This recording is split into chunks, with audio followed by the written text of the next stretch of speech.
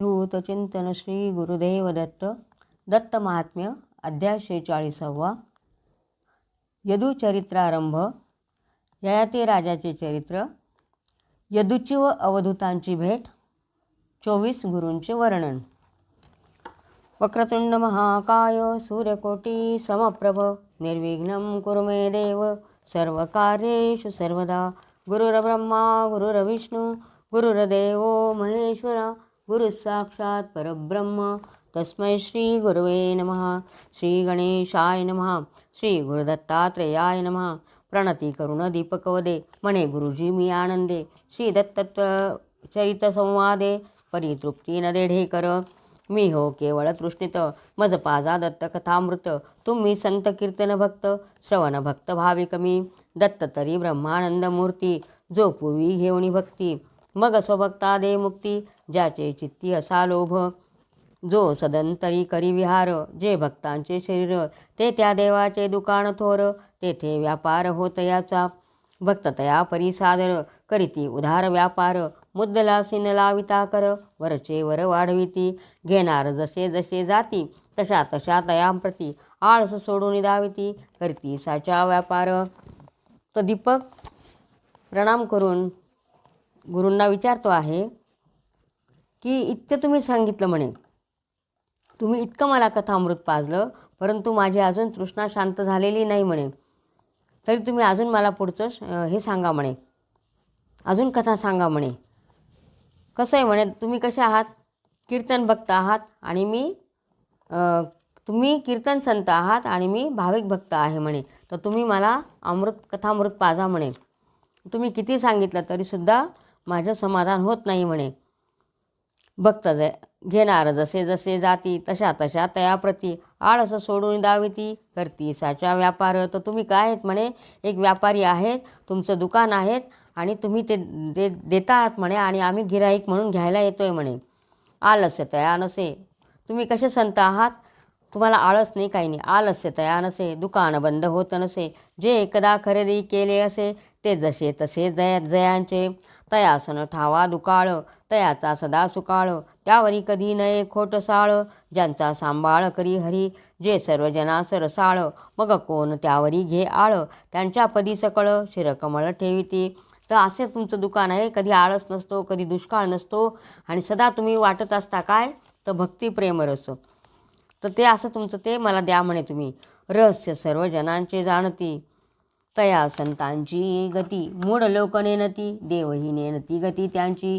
ही हो तयांच्या व्यापाराची रीती तेच करू जाणती. ते सर्व गमवती तरी म्हणविती आपपरा. अशा दुकानावर हा मी पातलो लाचार.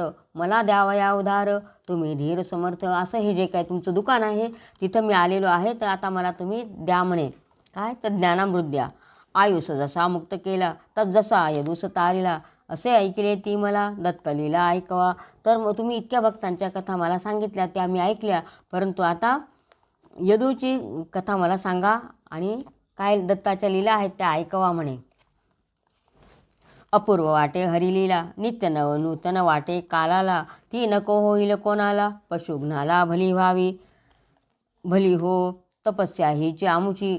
चाड नाही यज्ञदान कर्माची. अशी वाणी दीपकाची ऐकुनी मुनीची मतिद्रवे. आणि मग त्यांनी जे सांगितलेलं आहे दीपकाने विचारले आहे त्याप्रमाणे ते वेदधर्मा ऋषी सांगता आहेत. रस जे उपनिषदकार ती अवधूत गीता मनोहर. यदू प्रति योगेश्वर ती सादर ऐक म्हणे. तर म्हणे आता उपनिषदांमध्ये जी अवधूत गीता आहे ती दत्तगुरूंनी यदूला सांगितली ते आता तुला मी सांगतो म्हणे. शुक्रबाला देवयानी वृषपर्वा कन्येशी नग्नपणी. जळी खेळता नरा देखुनी लाजुनी ये बाहेर. तर वृषपर्वा नावाचा एक राजा होता. त्याला एक मुलगी होती. तिचं नाव होतं शर्मिष्ठा. आणि शुक्राचार्य जे होते दैत्यगुरू त्यांची मुलगी होती देवयानी. तर त्या एकदा पाण्यामध्ये क्रीडा करायला गेलेल्या होत्या. ती बाह्य प्रदेशी येता तत्पूर्वी त्वरे वृषपर्वसुता. जिचे नाम शर्मिष्ठा ती देवयानीची वस्त्र नेसे. ते स्वतःचे वस्त्र जाणुनी ती वरी कोपे देवयानी. शर्मिष्ठा तिला निंदुनी दे ढकलुनी कुपात. दैवया ती तेथे आला शर्मिष्ठा गेली गृहाला. रुदन ऐकुनी राजा द्रवला म्हणे तिला कोण तू. आणि मग त्या दोघी आंघोळ करत असताना तिकडून राजा आला. कोण तोच राजा होता ययाती. आणि बाहेर येताना शर्मिष्ठा आधी बाहेर आली आणि चुकून शर्मिष्ठेचे वस्त्र नेसायच्या ऐवजी तिने देवयानीचे वस्त्र नेसले आणि ते बघितल्यावर देवयानीला संताप आलेला आहे. ती तिची निंदा करायला लागली. त्यावेळे शर्मिष्ठेने तिला विहिरीत परत ढकलून दिलेलं आहे. नंतर आणि ती घरी निघून गेलेली आहे शर्मिष्ठा. त्यावेळेला तो राजा जो आलेला होता त्याने बघितलं की देवयानी पाण्यात पडलेली होती. तिने स्तुती करून सर्व दिले सांगून करत धरुणी तिला काढून स्वार्ध वसन देत तो तिला नृपा असं म्हणे देवयानी कचे शापिले म्हणून त्वा धरिला माझा पाणी झाले त्वत्पत्नी ब्राह्मण जामी. आणि ती मग त्याने बघितलं तर ती पाण्यात पडलेली होती. त्याने मग तिला बाहेर काढलेलं आहे आणि तिला आपलं अर्धवस्त्र फाडून दिलेलं आहे. तेव्हा ती म्हणते की मला कचाने शाप दिलेला होता म्हणे. तर ही जी कच देवयानीची जी कथा आहे ती गुरुचरित्रामध्ये सविस्तर आहे. तर कचाने तिला शाप दिलेला असतो कारण ती सांगत असते. कच असतो तो तिच्या वडिलांकडे म्हणजे शुक्राचार्यांकडे संजीवनी शिकण्यासाठी आलेला असतो. त्यावेळी ही देवयानी त्याच्यावर प्रेम करते. ती त्याला सांगते की तू माझ्याशी लग्न कर. तेव्हा तो तिला शाप देतो की तू माझी गुरुभगिनी आहे, मी तुझ्याशी लग्न करू शकत नाही. तेव्हा कचाने तिला शाप दिला की तुला ब्राह्मण कुळातील वर तुला मिळणार नाही, तर तुला क्षत्रिय वरेल म्हणे. त्याप्रमाणे आता तू माझा ती त्या राजाला सांगते तिला की तू माझा हात धरलेला आहे, तर आता तू माझ्याशी लग्न कर. तो पूर्वापार जाणून तिला घेवरुणी शुक्रावृष्ट व्हावा म्हणून दासी शर्मिष्ठा करुणी दिली दैत्ये. आणि मग तिला जो तिच्या मनात राग होता शर्मिष्ठेचा, तर त्या शर्मिष्ठेला तिने तिची दासी करून घेतलेली आहे शुक्राचार्यांनी सांगून. ते क्षणी शुक्र म्हणे शर्मिष्ठेचा संग न करणे यया ती तथास्तु म्हणे चला पुरा स्त्रियांसह. आणि मग शुक्राने सांगितलेलं होतं की तू फक्त माझ्याच मुलीशी लग्न करायचं आणि हिला दासी म्हणून न्यायचं. त्याप्रमाणे त्या राजाने हो म्हटलं आणि त्या दोघींना घेऊन तो नगरात आलेला आहे. रमे भूप देवयानीशी शर्मिष्ठा झाली तिची दासी. 2 पुत्र झाले देवयानीसी यदू तुर्वसू नामक. जी सुता वृषपर्व्याची ती सेवा करता राजाची. म्हणे एकांती सुखाची गोडी थोडी तरी द्या. अनन्या ती जाणून ती शिरमला नृपद्रवण. ती गर्भीण होऊन प्रसवली 3 आत्मजा. आणि मग त्या देवयानीला 2 मुलं झालेली आहे, यदू आणि तुर्वसू असे 2. नंतर जी शर्मिष्ठा होती ती पण राजासोबत राहत होती, परंतु राजाला तिची कथा जेव्हा कळाली तेव्हा तिची दया आली आणि त्याने तिला पण लपून तिच्याशी पण लग्न केलेलं आहे. तिला पण पत्नी मानलेलं आहे आणि तिला 3 मुलं झालेली आहेत. ते आत्मज तिचे पाहून देवयानी कोपून पितया ते दे सांगून शुक्र कोपून शापी भूपा. आणि मग त्या शुक्राचार्यांना कळालं की या शर्मिष्ठेला पण मुलं झालेली आहेत. तेव्हा त्यांनी तिला शाप दिले आहे ययातीला. या कन्येच्या दासीसी राजा तू रत झालासी. माझ्या वाक्या टाळलेसी वृद्ध होशी आताच तू. असे वाक्य परिसता तत्काळ भूपा ये वृद्धता. का पवळ्या पलिता पाहता भूप खिन्न झाला. आणि मग त्या देवयानीने पित्याला सांगून दिलं आणि ते शुक्राने ऐकलं आणि त्याला राग आलेला आहे. त्याने लगेच त्या ययाती राजाला शाप दिलेला आहे की तू माझ्या मुलीचं नाही ऐकलं ना तर तू म्हातारा होऊन जाशील म्हणे. आणि मग लगेच तो शाप दिल्यानंतर लगेच त्याच्या अंगावर सुरकुत्या आलेल्या आहेत आणि जरट असा म्हातारा झालेला आहे, केस पांढरे झालेले आहे. हे बघितलं आणि तो राजा घाबरलेला आहे. त्राणनुरे शरीरात खोकलाई अकस्मात. विषय भोगाने ज्याचे चित्त तृप्त नाही जाहले. असा पती क्षीण होता देवयानी करी चिंता. म्हणे मी पापीन ह्या अनर्था करवी आता काय करू. आणि बघितलं तर आपला पती एकदम म्हातारा झालेला आहे आणि ती विचार करायला लागली की जे काही घडलं ते सर्व मी पापीने म्हणे, माझ्याचमुळे सर्व घडलेलं आहे. अवश्य जे होणार पूर्वीच तसा विकार बुद्धीस होतं अनिवार्य. तेव्हा अविचार सहज ये. हा पती असा होता माझे भोग अंतरले सर्वथा. अजूनही माझ्या चित्ता असे चिंता विषयाची. आणि जे काही ज्या गोष्टी घडायच्या असतात त्या घडण्यासाठी ती तशी बुद्धी होत असते आपल्याला, असा तिच्या मनात विचार आला. आणि म्हणते आता जे माझं काही सुख होतं ते सगळं दूर गेलेलं आहे म्हणे. भूपासह ती देवयानी असा पश्चाताप करुणी शुक्रापाशी जाऊनी प्रार्थुनी मागे ती तारुण्य. ते सर्व समजून बोले शुक्र दयाघन. भूपा तुझे वृद्धत्व देऊन पुत्राचे तारुण्य तू घे. आणि मग ती परत पित्याकडे गेलेली आहे देवयानी. पित्याला सांगते आहे की माझ्या पतीला तू परत तरुण करून टाक म्हणे. मग शुक्र सांगतो आता हे असं शक्य नाही म्हणे. तर ते कसं शक्य आहे? जर एखादा मुलगा तुझं वार्धक्य घेईल आणि त्याचं तारुण्य तुला देईल तरच हे शक्य होईल म्हणे. मग भूप म्हणे पुत्रासी कोणीतरी या वृद्धत्वासी घेऊन द्या तारुण्यासी ते चौघांशी नावडे. आणि जे देवयानीची 2 आणि हिची 3 मुलं होते, असे 5 होते. त्यातल्यापैकी चौघांनी नकार दिलेला आहे आपलं तारुण्य द्यायला.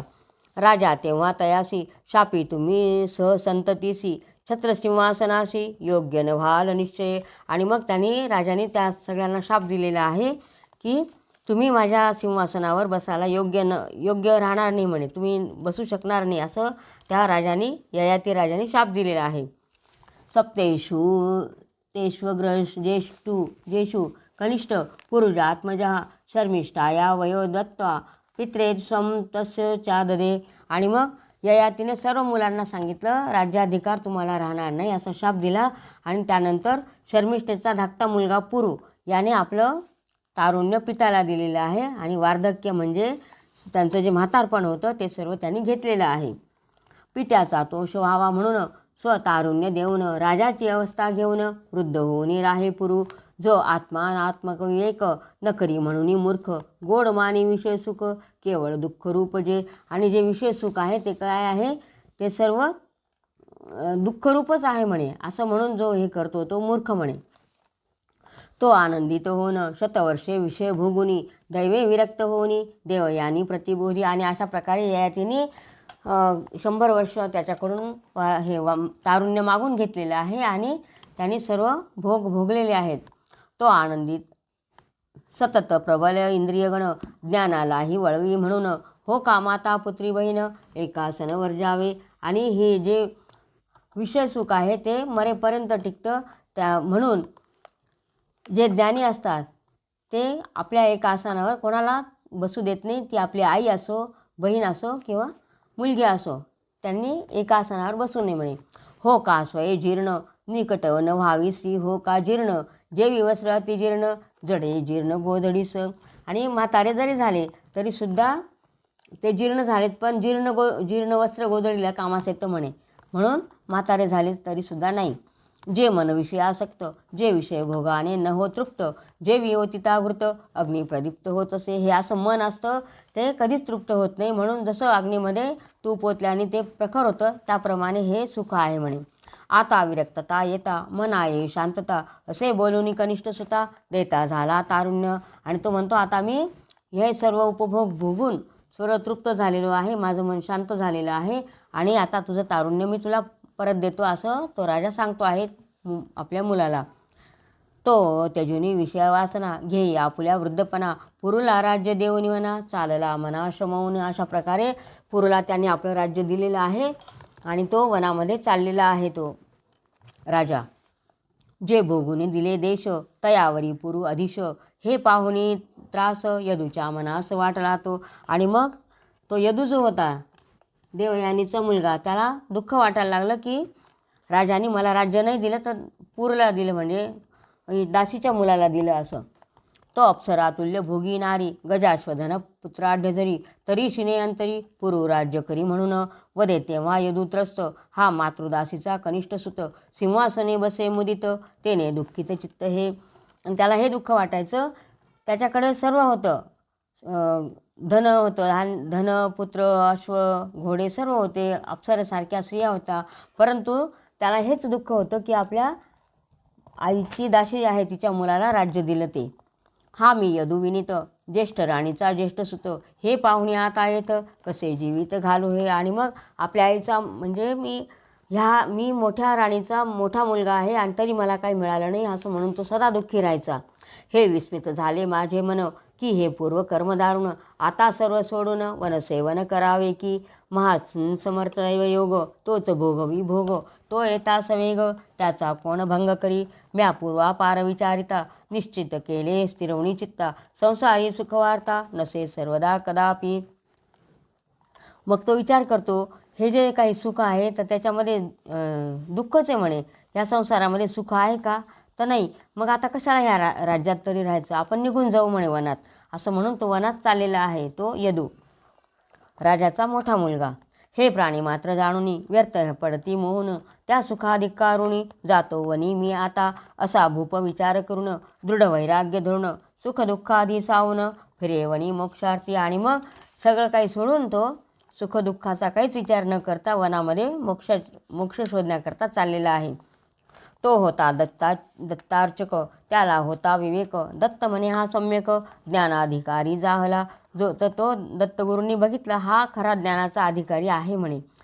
जो संन्यासाचा अधिकार तो याला ये साचार, आता श्रवणी सादर होईल राजकुमार हा. जो स्वात्मिक रहस्य ते त्याला सांगावे अवश्य, असे म्हणून तया दृश्य झाला अदृश्य असताही. अशा प्रकारे याच्या मनामध्ये स्वतःच्या आत्म्याची प्राप्ती करणे हेच एकमेव जे रहस्य आहे ते याला प्राप्त झालेलं आहे, ते आता याला सांगावं म्हणे. असं म्हणून दत्तगुरू त्याला हे दिसत आहेत. पार्थिवाचे दृष्टीसमोर एकाएकी दिसे दिगंबर, पहुडला धरणीवर अंतरी धरण धरिता. आणि अशा प्रकारे दत्तगुरू त्याच्या समोर दिगंबर अवस्थेमध्ये जमिनीवर पडलेले आहेत. हर्षे भूपतया पाहुणी त्याच्या समीप जाऊनी, भावे वंदन करुणी म्हणे या घोरवणी कोण तू, इथे द्वितीय कोणी नसे. हे घोरवणे असे येथे योगक्षम कसे होत असे हे कळेना. मनुजाची स्थिती पाहता कोणी आयुष्याकरिता, कोणी संपत्ती करता झटती यशा करिता कित्येक, कोणी राहती सडे, कोणी वळती धर्माकडे, कोणी अर्थ कामभोगाकडे, मोक्षाकडे विरळ.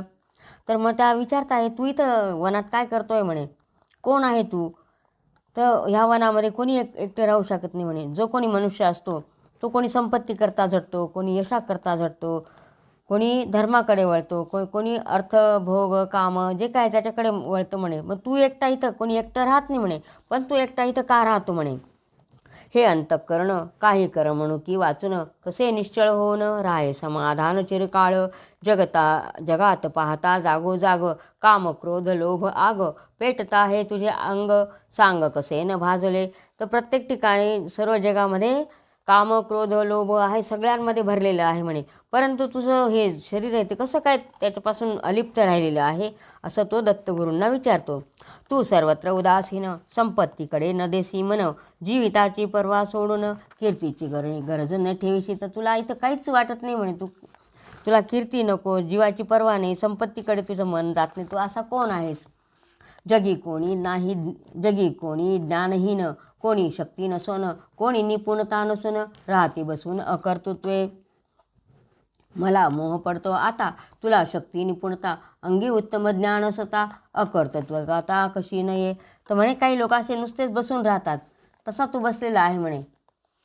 मग मला असं वाटतं तुझ्या अंगात एवढी शक्ती आहे, पण तू अकर्तृत्वासारखा का बसून राहिलेला आहे. हे रस्थान गहन कसा निर्वाह करून, येथे रासी हे मज लागून, दे सांगून आवडे तरी. तर अशा निर्जन अशा एकांत प्रदेशामध्ये तू एकटाच कसा बसलेला आहे, पडलेला आहे. तर तुझ्यातलं रहस्य काय ते मला सांग म्हणे.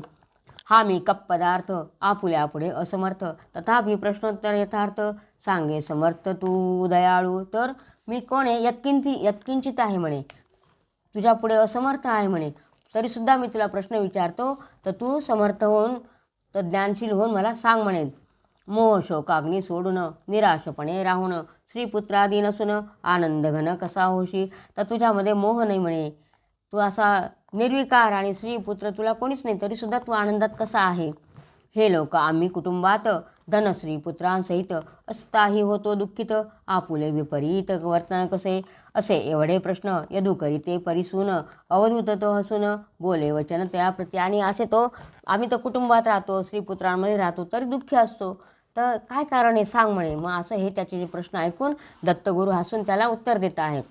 मन करुण समाधान राजा ऐक माझे वचन, मला लाभले तत्वज्ञान, तेणे असा होऊन राहिलो. हे तत्वज्ञान जाण म्या 24 गुरुपासून, यत्ने केले संपादन, ते ऐक सांगेन आता. तर मला तत्वज्ञान प्राप्त झालेलं आहे म्हणे. आणि हे तत्वज्ञान मला कोणाकडून मिळालेलं आहे, तर मी 24 गुरु केलेले आहेत आणि त्यांच्याकडून मला हे सर्व ज्ञान प्राप्त झालेलं आहे.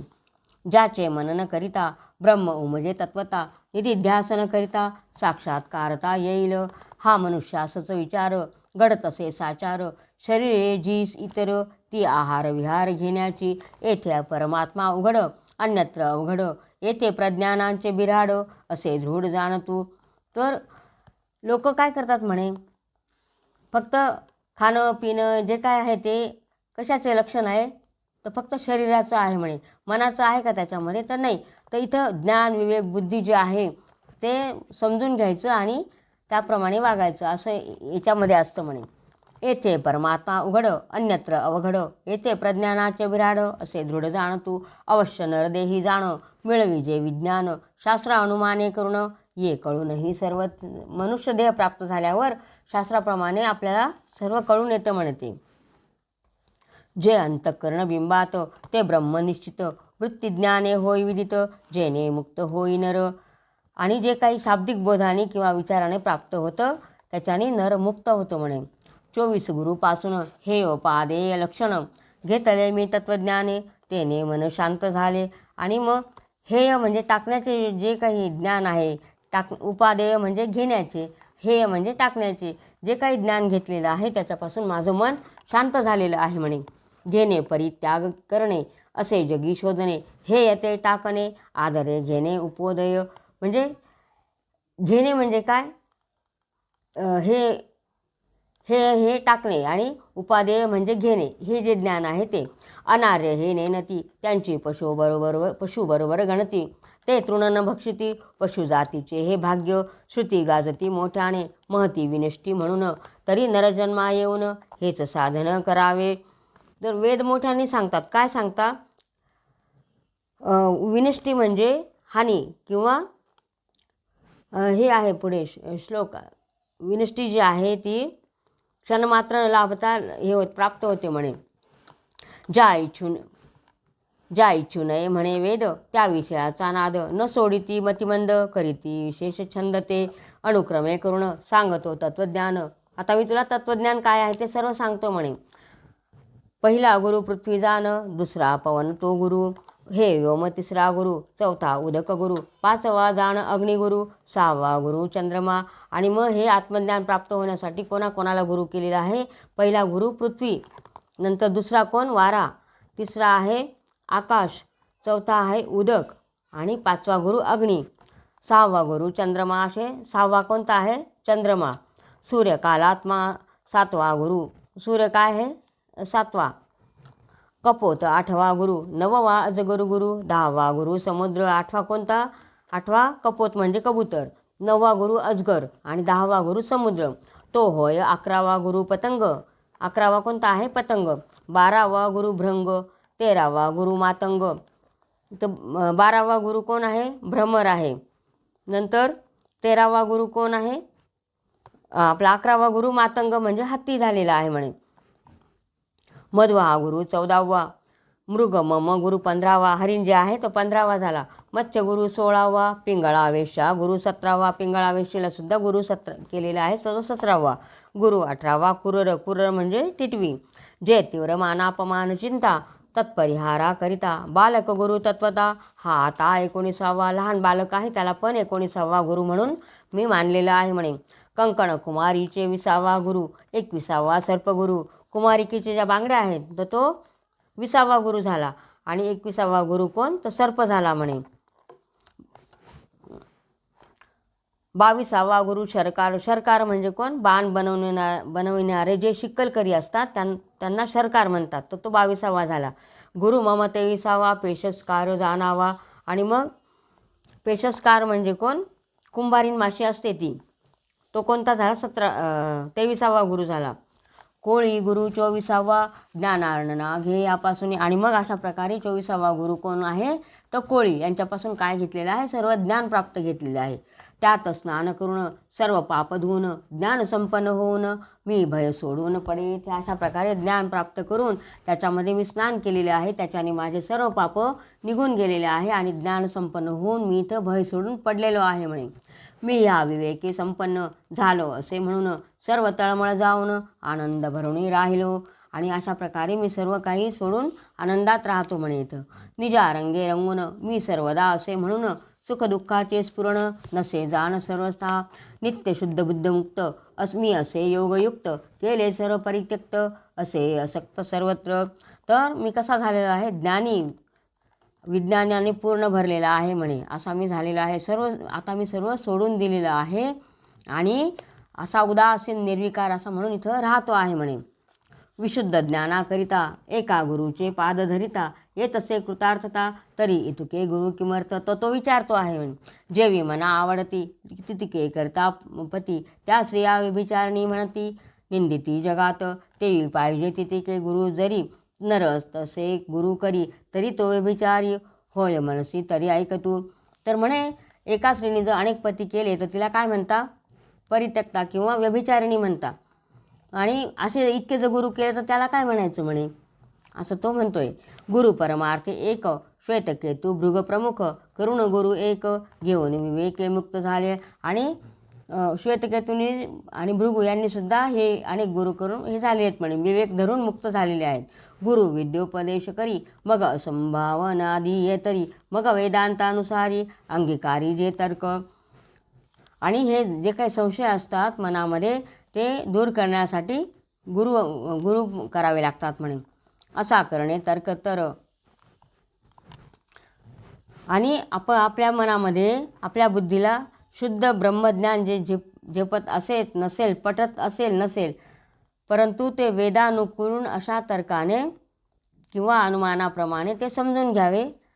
उगाच काही वाईट तर्क करत बसायचं नाही म्हणे, असं सांगता येते. तर्के विवेक घ्यावया, म्या हे गुरु केले राया, येणे असंभावना काधिक लया, गेले निश्चित ठेवता, हे वर्म जाणून सूक्ष्म वस्तू कळावी म्हणून, असे गुरु केले म्हणून मग कोण दोष देईल. आणि जे काही आहे त्याच्या आपल्या याच्यामध्ये जीवनामध्ये जे काही सूक्ष्मातल्या सूक्ष्म गोष्टी कळाव्या म्हणून हे इतके गुरु मी केलेले आहेत, मग मला दोष कोण देईल म्हणे.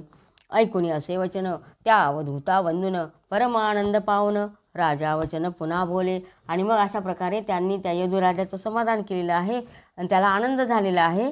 आणि मग परत तो विचारतो पुढच्या अध्यायात, ऐसे ऐकुनी वचन त्या अवधूता वंदून, परमानंद पावून राजा वचन पुन्हा बोले. पुढचं वचन आहे ते पुढच्या अध्यायात आपण ऐकू.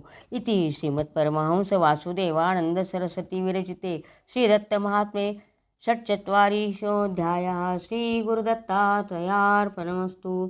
अवधूत चिंतन श्री गुरुदेव दत्त.